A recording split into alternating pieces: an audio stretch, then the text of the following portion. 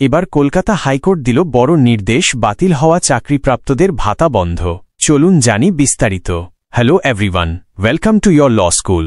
2025 সালের এপ্রিল মাসে ভারতের সুপ্রিম কোর্ট এক ঐতিহাসিক রায়ে পশ্চিমবঙ্গে গ্রুপ সি ও ডি স্তরের 25,000-এরও বেশি নন টিচিং কর্মীর নিয়োগ বাতিল করে দেয়, কারণ এই নিয়োগে ব্যাপক জালিয়াতি ও দুর্নীতির প্রমাণ পাওয়া গিয়েছিল। সুপ্রিম কোর্ট বলেছিল, এই সব নিয়োগ ছিল প্রতারণার সমতুল্য।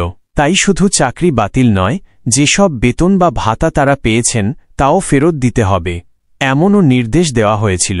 কিন্তু সেই রায়ের কিছুদিন পরই পশ্চিমবঙ্গ সরকার ঘোষণা করে যারা চাকরি হারিয়েছেন তাদের 25,000 বা 20,000 টাকা করে এককালীন ভাতা দেওয়া হবে।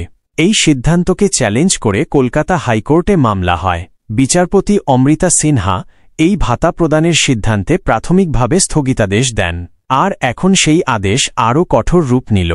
কলকাতা হাইকোর্ট সরাসরি নির্দেশ দিয়েছে 2025 সালের 26শে সেপ্টেম্বর পর্যন্ত রাজ্য সরকার যেন এই কর্মীদের কোনো অর্থ না দেয়, অর্থাৎ ভাতা বন্ধ। আদালতের ভাষায়, যে প্রার্থীরা সুপ্রিম কোর্টের আদেশ অনুযায়ী চাকরি হারিয়েছেন তারা আর সরকারি কোষাগার থেকে কোনো ধরনের অর্থসাহায্য পেতে পারেন না, কারণ তারা এক প্রতারণামূলক প্রক্রিয়ার সুবিধাভোগী। আদালত আরও বলেছে, যদি এভাবে সরকারের পক্ষ থেকে অর্থ দেওয়া হয় তাহলে তা সরাসরি দেশের সর্বোচ্চ আদালতের নির্দেশনার বিরোধিতা হবে, আর এর ফলে সাধারণ মানুষের বিচার ব্যবস্থার ওপর আস্থা নষ্ট হতে পারে।